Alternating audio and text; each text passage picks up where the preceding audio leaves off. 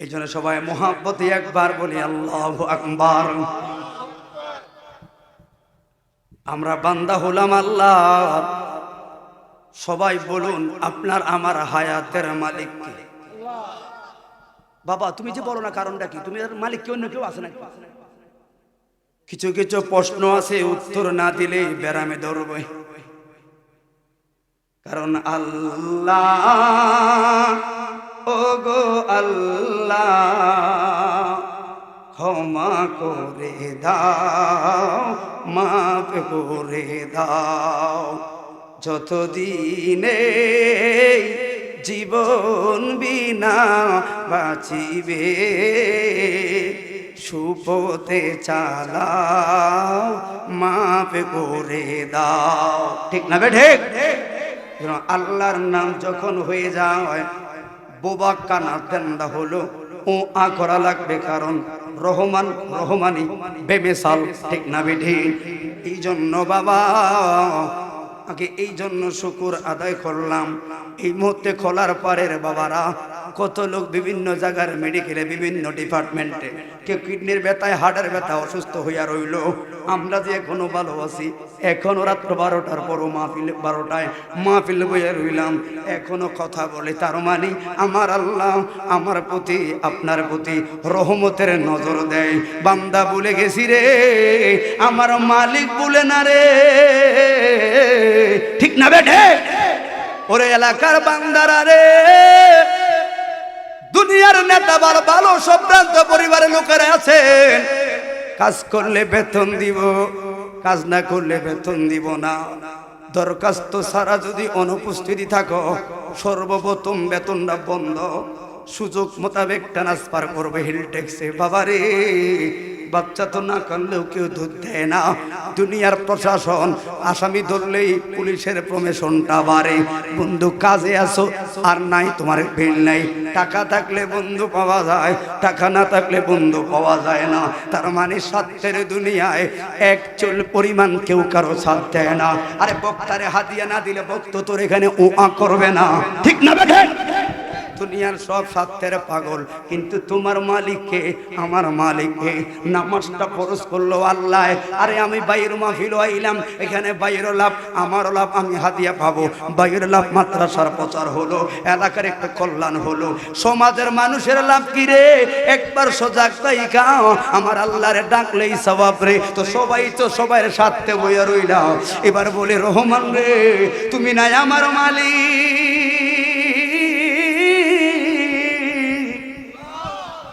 নামাজটা ফরজ করলেন কে? এই সবাই বলেন কে? এবার প্রশ্ন করি আল্লাহ আপনার কিসের লাভ? বলেন আপনার কিসের লাভ? আপনার তো জান্নাতও নাই জাহান্নামও নাই। ঠিক না বেঠে? আপনার বা কিসের লাভ? আপনার তো জান্নাতও নাই জাহান্নামও নাই। জান্নাত জাহান্নামের হিসাব আসলে লাভ লসের হিসাব হবে, তো লাভও নাই লসও নাই। কেন? কয় কারণ আছে। কয় লাভও নাই লসও নাই, তবে একটা আনন্দ আমার আছে। কারণ কি রে? তোরা তো আদম নবীর উম্মত নয়, মুসা নবীর উম্মত নয়, ঈসা নবীর উম্মত নয়, সুলাইমান নবীর উম্মত নয়। তোরা এমন একজন নবীর উম্মত যেই নবীরা দুনিয়াতে আইসা কর্ম কইরা টাইটেল পাইল। কেউ সফিউল্লাহ, কেউ পাইলেন খলিলুল্লাহ, কেউ পাইলেন কালিমুল্লাহ, কেউ পাইলেন রুহুল্লাহ। দুনিয়াতে এসে কর্মের মাধ্যমে টাইটেল। আর তোমরা কোন নবীর উম্মত রে? এখনো আসে না। ওই নবীর টাইটেল দিয়া রে আদম দোয়া করলো আল্লাহ দরবারে, আল্লাহ কয় মাফ করে দিছি রে ও বন্ধু। আরে যেই নবী এখনো আসে না গো, ওই নবীর টাইটেল দিয়া যদি আদম মুক্তি পায় রে, আমরা তো ওই নবীর উম্মত রে। আল্লাহ তোমার লাভ কি? লাভ নাই লস নাই, একটাই আনন্দ কাজ করে। হাবিবুল্লাহর উম্মতেরা মসজিদ ভরে ভরে তোরা নামাজ পড়বি, আর আসরের ময়দানে নামাজি ওয়ালাদের কপালে একটা নূরের বাতি লাগাইয়া দিয়াম রে। হাবিবুল্লাহর লগে জান্নাত যাইবি। বন্ধু খুশি রে, আল্লাহ খুশি রে। কথা বলেন ঠিক না বেঠে? বন্ধু খুশি হইলে আমি খুশি, এটাই না। কথা বলে ঠিক না বেঠে? আমরা ওই নবীর উম্মত, ঠিক নি ভাই? এরপরও তো শুকুর করি ঠিকই, মুসিটা খালি, ঠিক নি ভাই? এই জন্য দিল থেকে ওয়াজটা শুনবেন। ওয়াজে আসি কেন ঠেকায়, ঠেকায় হেদায়েতের নিয়ত কেউ করি না। সত্যি হেদায়েতের নিয়ত করলে এত ওয়াজ লাগে না। জুমার মসজিদের খতিবের বয়ান যথেষ্ট হয়ে যেত। কথা বলা ঠিক না বেঠে? তাহলে আমার মূল একটাই কথা খেয়াল রাখবেন, সৎ সঙ্গে স্বর্গবাস, অসৎ সঙ্গে। তাহলে সৎসঙ্গটা কাকে বলে? তাহলে সৎসঙ্গের ক্ষেত্রে একখানা সহিহ বুখারী হাদিস পাইলাম, আমার নূরের নবী বলছে রে, 7 ধরনের লোক আল্লাহর রহমতের লামুকানের নিচে রহমতের ছায়া পাবে। কয় ধরনের? বাবা এত রাত এখন রং তামাশা কথা বললে আপনিও ঠকবেন, আমিও ঠকবো, কারণ আল্লাহ দেখতেছে। ইন্নাহু আলিমুন বিযাতিস সুদূর, অন্তরেরটা। এই মুহূর্তে তালেবালি কথা বলা যাবে না। সকলের কপাল খোলার জন্য 20টা মিনিট কথা বললো। আল্লাহ পাক যেন আমাদেরকে ওইভাবে চলার তৌফিক দান করে যেইভাবে নবীজি চেয়েছেন। কথা বলো ঠিক না বেঠে? আল্লাহ পাক ওইভাবে চলার তৌফিক দান করুক যেইভাবে আল্লাহ বান্দা বানানোর ইচ্ছা প্রকাশ করেছেন। কিন্তু আমরা তো চলি না, আমরা নাফরমানি করি। ঠিকই আল্লাহ আমার দয়া করে। কথা বলে ঠিক না বেঠে? এই জন্য আমরা সহিহ বুখারী থেকে আবু হুরায়রা থেকে হাদিস খানা পাইলাম। একটা হাদিস থেকে 2-1টা রেফারেন্স বলে আমি বিদায় গ্রহণ করব। কারণ কি রে, 7 ধরনের লোক আল্লাহর লামুকানের রহমতের ছায়া পাবে। ও বাবা, এবার লামুকান কি আগে সেটাও তো জানা লাগবো। আমরা যারা দূর দেশে যাই, বড় বড় ডিপার্টমেন্ট বাসে বলে যাই, বাসে যাইলে টিকিট কাটি, একটা কাউন্টারে আমাকে আপনাকে রেস্টে নেওয়া হয়, কাউন্টারে রেস্টে থাকি, এরপরে আমাকে গাড়িতে নেওয়া হয়। ওই জান্নাতে যাওয়ার প্রথম যে ঠান্ডাময় কাউন্টারটা হলো আমাকে ওই জায়গার লামুকান, এটা এত সুন্দরভাবে আমার আপনার জন্য তৈরি করা হবে। 7 ধরনের লোক ওই লামুকানে জায়গা পাবে।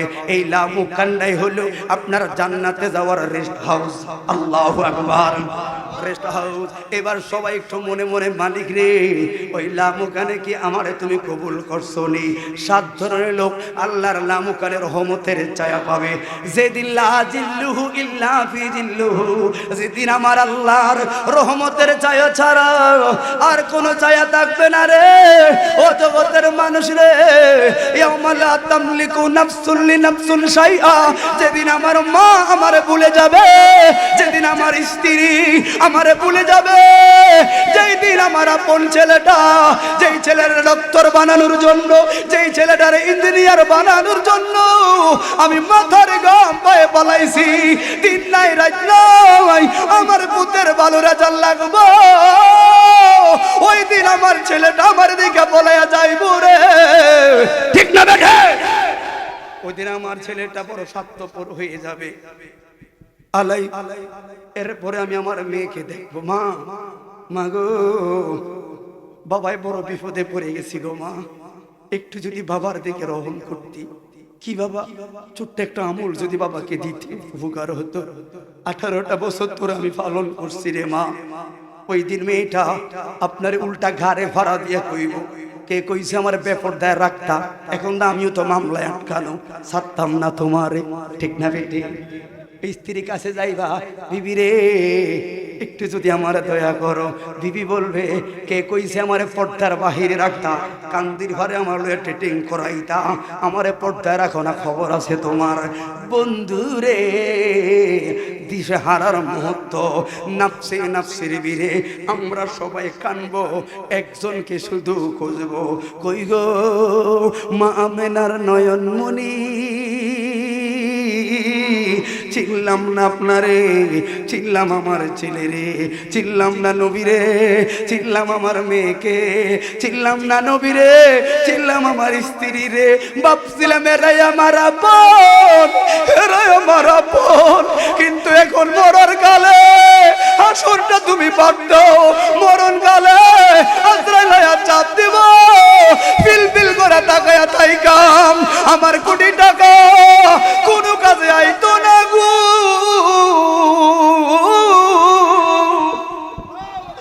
ওই দিন ইমাম গাজ্জালী দেখায় একবারে বলে, রে বন্ধু, আমার মূল একটা বিষয় তুমি চিনে যাও কোন পথে চললে তোমার জীবনটা পরিবর্তন হবে। ইনকিতের জন্য উদাহরণ দিয়ে কথাগুলো আনতেছি। তুমি একটু দেখো না, আপনরাই তো তোমার পর। কথা বলে ঠিক না বেঠে? ওই সময় ইমাম গাজ্জালী কই দেখবেন যাদের বাবা মা মরছে একটু পাশে দাঁড়ায় দেখবেন, মরার আগে পিল পিল করে তাকায় ছেলের দিকে মেয়ের দিকে, আবার কত রকম মুখের একটা ভঙ্গিমা করে। শুধু গরু খাওয়াইলা ছাগল খাওয়াইলা, খাওয়াও অসুবিধা নাই, কিন্তু তোমার বাবায় মরার যে 1 মিনিট আগে এই যে ঠোঁটটা লড়াইছে কি মেসেজটা তোমারে করলো, এই যে তোমার বাবা চোখটা লড়াইছে কি মেসেজটা তোমারে করলো। দুনিয়ার মানুষ রে, হাফেজ এম এ জলিল হুজুর কবর মরণ হায়াত মত এই কিতাবের মধ্যে সুন্দরভাবে বলে গেছে, মরণটা ফাইনাল পরীক্ষা, এই জায়গায় তুমি উত্তীর্ণ হওয়া লাগবো। এই মরণ নামের ফাইনাল পরীক্ষা সামলাও। আম্মা জান আয়েশা আমার নবীকে প্রশ্ন করলো, মাতা সাতুন, বলেন না গো দিনের নবী কিয়ামতটা কখন হবে? আমার নবী কয়, আয়েশা যেই দিন খোলার পারে যার ঘরে আজরাইল আইব রে, ওই দিন তার কিয়ামত হয়ে যাইব। তোলে হিসাব মিলাইয়া দেখলাম রে কেউ আমার আপন না। কথাবার্তা যেমনি আছে এমনি থাক, আমার অনেক দূরে যাওয়া লাগবে আবার। এই জন্য বলি বাবা, আসলে বক্তা নামে লোকগুলো অসহায়। আমার বন্ধু আমাকে কল দেখো আপনি, আমি ছিলাম নওগাঁয়, কোথায় রাজশাহী লোক আমার বাবা জানে কেমনে মাহফিল 2টা করুন, একটা মাহফিল ওই জায়গায়, একটা মাহফিল এখানে আইসি। এটা জীবন। এখনো আদরের আপনাদের মেয়ে তো আমার ঘরে, কসম তো এখনো 6 দিন এখনো করে দিতে পারিনি বলে একটু বাসায় দেখা করে আসতে না যাই না। কারণ কি, এদের দিকে তাকাইলে মায়া লাগবে, আমার এসকোট আমার থেকে চলে যাবে। গাড়িটা ব্যাক করে শুধু বাচ্চাদেরকে টাটা দিয়ে আবার গাড়িতে উঠে গেছি। কারণ জীবনের মোহনার পরিবার কন্ট্রোল যারা করবে, এই মুসনদে রাতের পদাত কাঁপাতে পারবে। মমতার বন্ধনটা চিরবা, একটু কোরআনের প্রতি মায়া করবা, তখন দেখবা আসলে পৃথিবীটাও সুন্দর, তুমিও সুন্দর, আমিও সুন্দর। শুধু নফস নামের জিনিসটা আমাকে একটু তাড়না দেয়, ঠিক নেই ভাই? এই নফসটা শয়তানের ওয়াসওয়াসায় পড়ে। কারণ এটা বুঝতে হবে আমার আল্লাহ আসলে দয়াময়, এরপর আমি গুনাহ করি কেন? শয়তান আগেই পারমিশন নিয়ে রাখছে, 1000 ধমক দিয়ে বলছে আল্লাহকে, আপনার বান্দারে জিনাখোর বানায়, গুনাহগার বানায়াম, নাফরমান বানায়াম, সুদখোর বানায়াম, এটা সেটা কইতে কইতে 1000 শব্দ দিছে। আল্লাহ কয় তো শেষ হইছে? হইছে। এবার আমারটা শুনলি, কয় তুই খালি গুনাহগার বানাইবি আর আমি খালি ক্ষমাই করতে থাকবো। কষ্ট হচ্ছে আপনাদের? এই জন্য আমি শুধু রহমতের কথাটা বলি। তাহলে এখন প্রথম কথাটা কে জানলাম? মূলত আমার আপন কেউ নয়, ঠিক নি বাবা? তাহলে আগে মমতা থেকে সরে আসো, তখন হাকিকতটা ধীরে ঢুকাও, কাজে লাগবে। কারণ কি রে, আজরাইলে চাপ দিলে ওই সময় বাহারে এই ফোলার লাগিয়া সুদ খাইছে, আরেকজনের মাথায় বাড়ি মারছি, ওমা ফোলা দিয়ে এখন আমার সামনে দাঁড়ায় রইল, চুল পরিমাণ একটু ফুকারে বাবার আসবে না। যেই টাইম আজরাইল আমারে পেশাদ দিব, স্নায়ু শক্তিটা বন্ধ। আজরাইল আসলে কথার শক্তি থাকলো বলতে পারতেন না, আল্লাহর কাছে শুধু আরজি করবে। দেখ না একটু শব্দটা দে, একটু সাউন্ডটা দে, কিল্লাই রে একটু আমার ছেলেটারে বইলে আসি। আমার ছেলেটা আমার বড় আদরের, আমার মেয়েটা আমার বড় আদরের, আমার স্ত্রী বড় আদরের। আজরাইল যে কষ্ট দিতেছে, এই কষ্ট আমার ফুতে সামলাইতে পারতো না, আমার মেয়ে সামলাইতে পারতো না।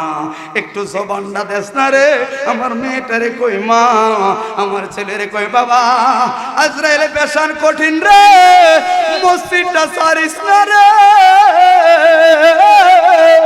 এই কোরআন রে গলার মালা বানাও। হাত তুলে বলি আল্লাহু আকবার।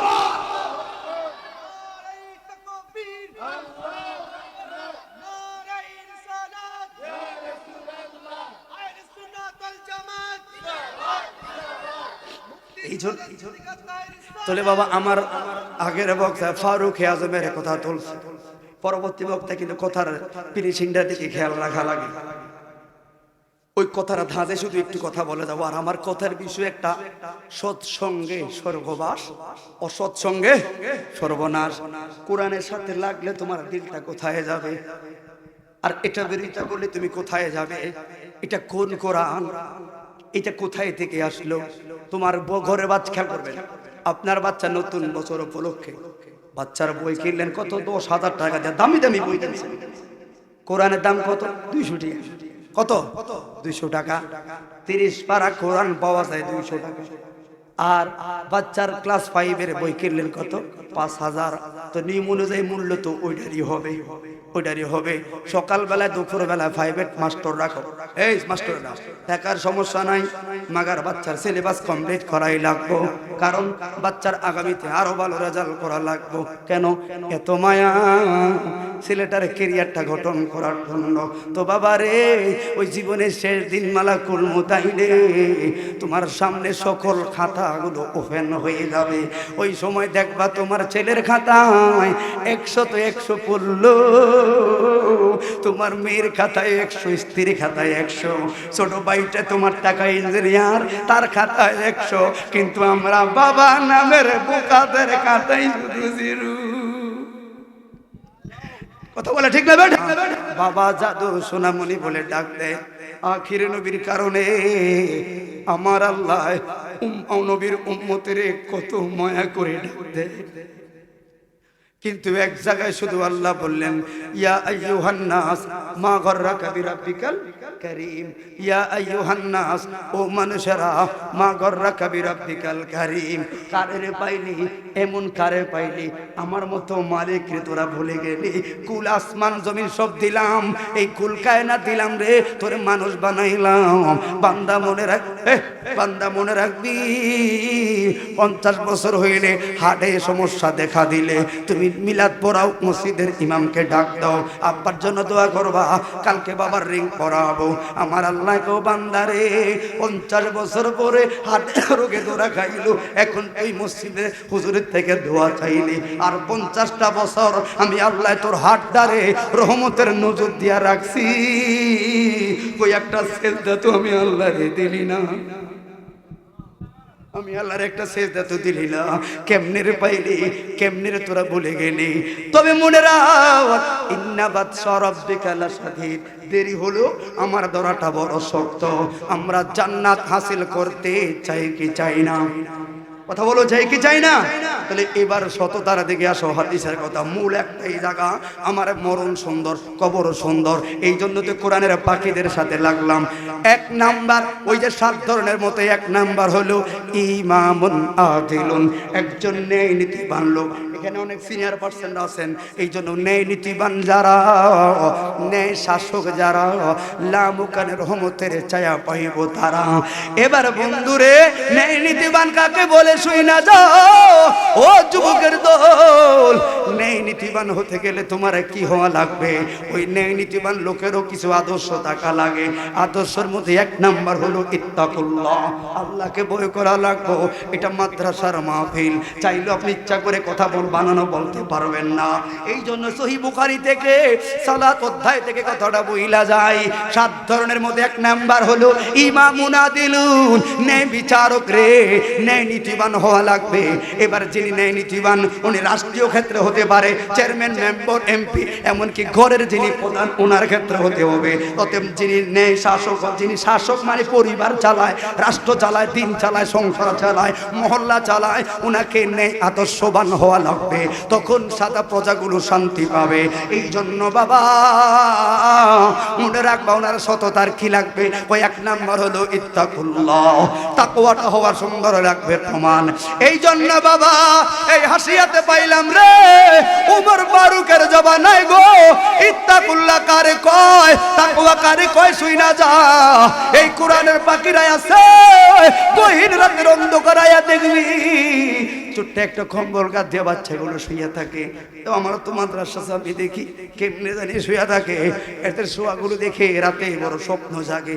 আরে এই জায়গার শোয়ার ছেলেটি একদিন বড় হাফেজ হবে, একদিন বড় মুফতি হবে, এই ছেলেগুলো একদিন কোরআনের পাখি হবে।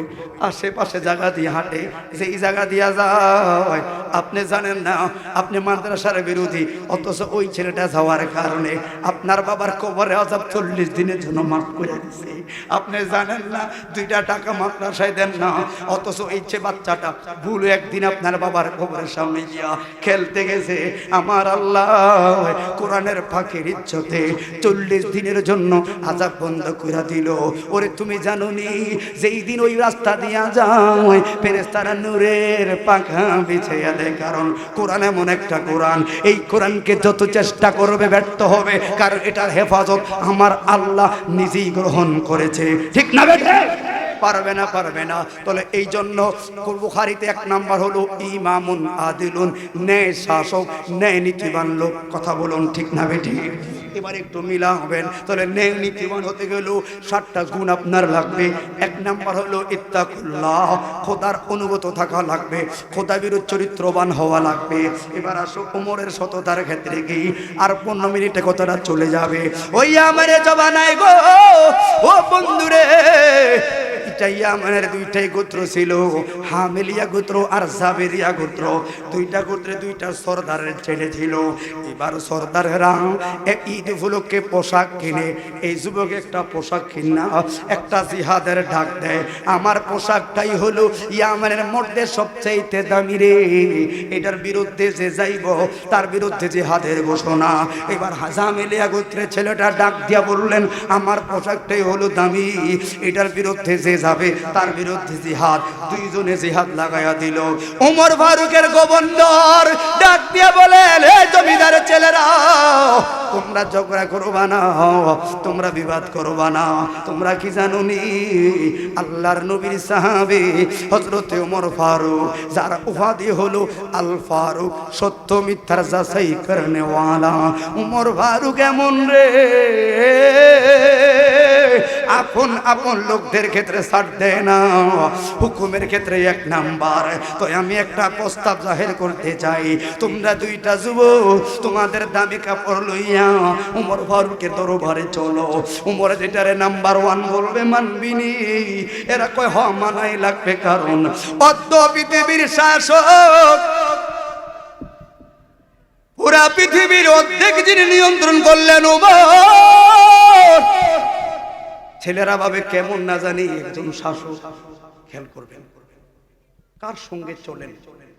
এবার প্রশ্ন করি, হে বাবা, ওমর আসছে কিন্তু মূলত নবীকে শহীদ করতে তরবারি নিয়ে। কথা কি বুঝছেন? এই কথাটা এই জায়গায় আমি লাস্ট করবো। লাস্টের কথাটা আগে বলি, আগের কথাটা পরে আপনি বুঝতে নিতে হবে এটা কে, তাহলে সততাটা কাকে বলে। তাহলে বুঝতে হবে আপনার এই কোরআনের সাথে লাগার কারণে আপনার দাম বাড়বে। কথা বলে ঠিক না বেঠে? নবীর সাথে লাগার কারণে ওমর ইসলামের দ্বিতীয় খলিফা। কথা বলে ঠিক না বেঠে? এটা আমার ভাই থেকে আমি ফিনিশিং দিয়ে যাই। বাবা কষ্ট নিয়ে না মনে, একটু সামনে আগান, আপনার সামনে একটু আগাবেন না, আল্লাহ তো মন চায় না। আরে আরে চিন্তা করো রে মন, কই যাই বাহারি। আরে কোন দেশে যাইবা তুমি, কোন দেশে যাইবা তুমি, সবাই রে পালাইয়া রে। ঠিক নেও? চিন্তা করো রে মন, কই। 3 বারে প্রধানমন্ত্রী, উনি থাকতে পারে ঠিক ভাই? আজালে খপ্পরে পড়েছে। তাহলে আমরা কে? আল্লাহ আমাদের সবাইকে একটা ইহসানের মৃত্যু নসিব করুক। ওই মরণকালে যেন ওই কোরআনের মহব্বতে নবীকে একবার 2 নয়নে দেখতে পায়। সকলে বলুন আমিন। এই জন্য বললাম কোরআনের সাথে লাগলে আপনার কি হবে। কাতি মাসের কথা হালকা মাসের কয়ে তো লাভ নাই। একটু ডিপার্টমেন্ট মূলক কথা আমি বলে যাই। আমি তো দেখতেছি কে কি করলো, আল্লাহ কবুল করো। সকলে বলুন আমিন। তারপর আশা করে আমাকে দাওয়াত করেছে। যদি দেরি হয়ে যায় আপনার কথাটা বুঝতে হবে। এখানে জ্ঞানী আছে, বিচার করবেন। আল্লাহ সবাইকে কথাগুলো হেদায়েতের নিয়তে শোনার বুঝার তৌফিক দান করুক। আমাকে বলা তৌফিক দান করে বলুন আমিন। তাহলে নীতিবান কারে বলে এই উদাহরণ দেওয়ার ক্ষেত্রে বললাম। এবার সবাই রাজি হয়ে সাইন হয়ে গেল। কি ওমর যেটাকে বলবে ওইটাই মানবে। এবার সবাই রওজাতুন নবী, নবীর দরবারে যায় সালাম দিল। সালাম দেওয়া মাত্র গো হাতের বাম পাশে নূর নবীর কদম মোবারক বরাবর একটা পাগল শোয়া,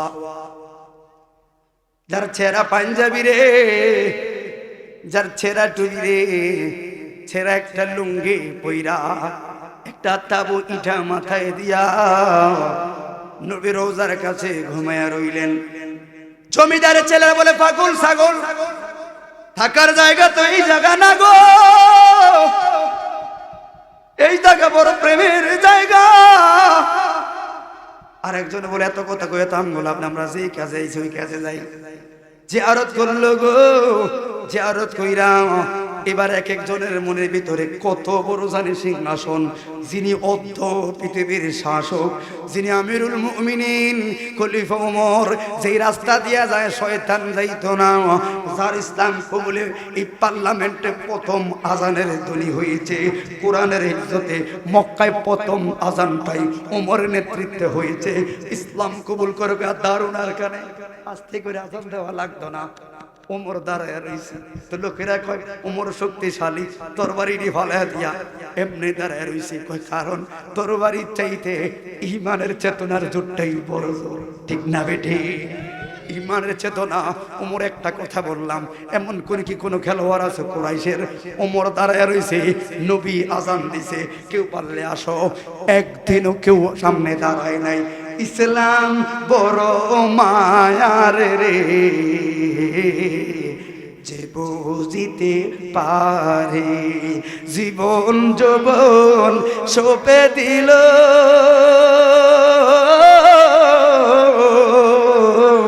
আর জীবন যৌবন সঁপে দিল কোরআনের মায়ায় রে, হানজালা তার বড় প্রমাণ রে, ঠিক না বেটে? আরে মালা গাছে ওয়াসকুরুনি দেখলো না নবীরে, শুধু প্রেমের গুণে, শুধু প্রেমের গুণে জুব্বায় আইলো ওয়াসকুরুনির ঘরে রে। তুমি কেমের প্রেম লাগাইতে পারছো? এই জন্য বাবা সামনে পাইল উসমান, সালাম দিল নবীর সাহাবী আমিরুল মুমিনিন, কই গো? আমাকে যে এলাকার গভর্নর বানাইছে, মামলা শুরু হয়ে গেছে, খুন খারাপ হয়ে গেছে, এই বলে এইটার দাম বেশি, ওই বলে ওটার দাম বেশি, এখন কোন দিকে যাই? বাবা শেষ করে দিব, এখন মামলা পড়ে গেছে। আমি বললাম বাবা রে মারামারি করবা না, চলো খলিফাতুল মুসলিমিনের দরবারে চলো। ওমর ফারুক যেটারে নাম্বার 1 বলবে মানবিনি, ওই সবাই মানবো।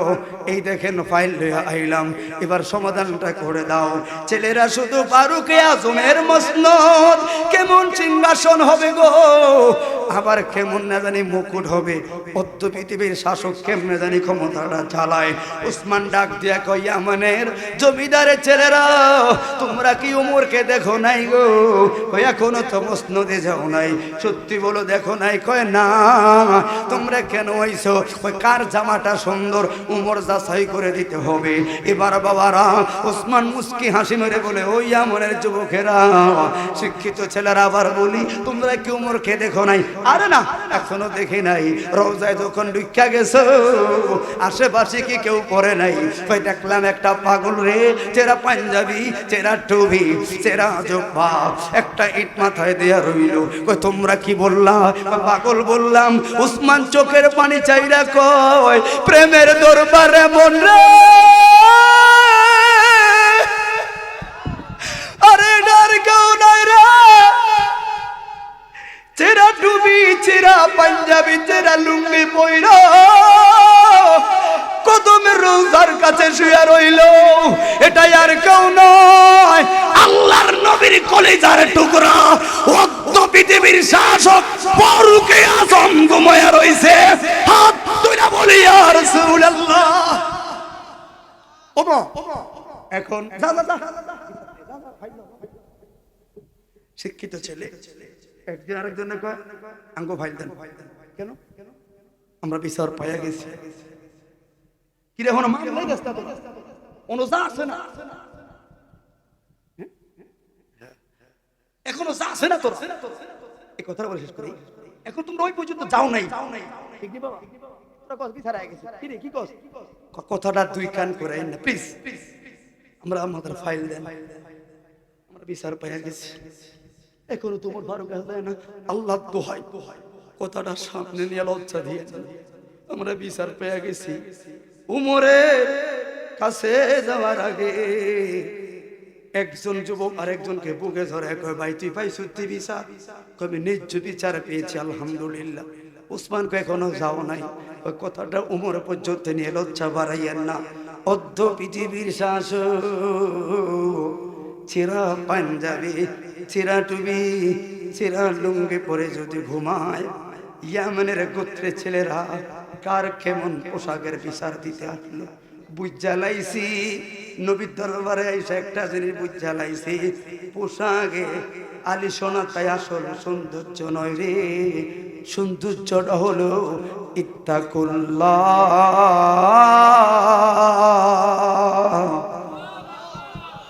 কথা কি বুঝতে পারছেন?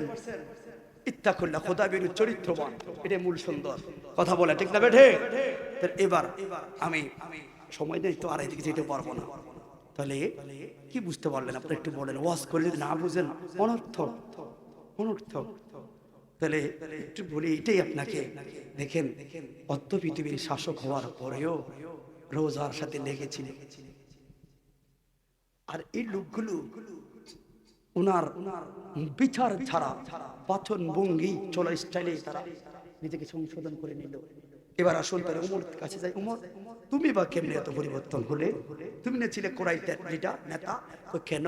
হাবিবুল্লাহর সঙ্গে লাগার, কোরআনের সঙ্গে লাগার কারণে যদি উমর ইসলামের দ্বিতীয় খলিফা হয়ে যায়, হলার পরে মানুষ এই কোরআনের পাখিদের সাথে আমরা যে সংযুক্ত রাখতে পারি, আশা করি ঠকতাম না। ওই সাহাবীদের সঙ্গ পাওয়া যাবে। কথা বলুন, ঠিক না বেঠে? সাহাবীদের সঙ্গ পাইলে নবীকে পাওয়া যাবে। কথা বলেন, ঠিক নেই? তো আল্লাহ আমাদের সেভাবে চলার তৌফিক দান করুক। পরিশেষে এই কথা বলবো না, শুধু একটা আবদার আপনাদের রেখে গেলাম। জীবনের শেষ মুহূর্ত ইত্তাকুল্লাহর 2 নাম্বার উদাহরণ। ওমর ফারুক যখন গোসল করতে গেলেন, মরল, ইন্তেকাল হলো, তখন ওনার পিঠের ভিতরে শাবুকের আঘাত। আর 2 মিনিট সময় আছে, 2 মিনিট আছে। হ্যাঁ, দেখো আমি নিজে, ওরা আসলে কেউ বলেন আমি নিজে থেকেই ছেড়ে দেবো, কারণ লং টাইম হয়ে গেছে, অনেকক্ষণ ওয়াশ শুনছেন আপনারা। আর 2 মিনিট সময় দিবেন ইনশাল্লাহ। 2 মিনিট এই ইত্তাকুল্লাহ 2 নম্বর একটা অপশন বলে যাই। তখন আমি কেন জানি আমার ক্ষেত্রে বেশি নামতে পারতেছি না, আমার মনটাকে চুপচুপ করে। শ্বশুর বাড়িতে বদনামি কই বাবা। শুনেন, ওমর ফারুকের ইন্তেকালের পর যখন গোসল করতে গেছে, তখন দেখলো চাবুকের আঘাত পিঠে। একটু অনুভূতিটা নেন। মাদ্রাসাকে ভালোবাসবেন, আল্লাহ ভয় করবেন, নামাজ পড়বেন। এখন ওরা দৌড়ে পালায় গেছে। খলিফাতুল মুসলিমের গায়ে কি আঘাত করলো? যারা শিক্ষিত আছেন আপনারা জানেন, মানুষ জীবিত অবস্থায় কেউ আঘাত করলে দাগ লাগে, মরার পরে আর আঘাত করলে দাগ লাগে, কারণ তার স্নায়ু শক্তি বন্ধ। ঠিক নেই? বন্ধ, দাগ লাগবে না। কিন্তু এই আঘাতগুলো মরার আগে। এখন সব অবাক হয়ে গেল, কথাটা ভাইরাল হয়ে গেল। আমিরুল মুমিনের পিঠে চাবুকের আঘাত, কারণটা কি? ওনার একটা সন্তান ছিল আব্দুল ইবনে ওমর, প্রখ্যাত মুহাদ্দিস, কঠিন মেধাবী ছিলেন। ওনার কাছে বলছে, বাবা মামলাটা ক্লিয়ার করো। আব্দুল ইবনে ওমর বলছে, বাবা নিষেধ করেছে। না, বলতে হবে। ইত্তাকুল্লাহর একটা শব্দ খেয়াল করবেন। উনি চোখের পানি ফেলে কয়, আমার আব্বা রাজ্য চালাইতো, উনি গভীর গভীর রাতে আসতো বাড়িতে, গভীর এসে দরজা বন্ধ করে দিত। 5 ওয়াক্ত নামাজ পড়ে যারা, এরা হলো মুমিন।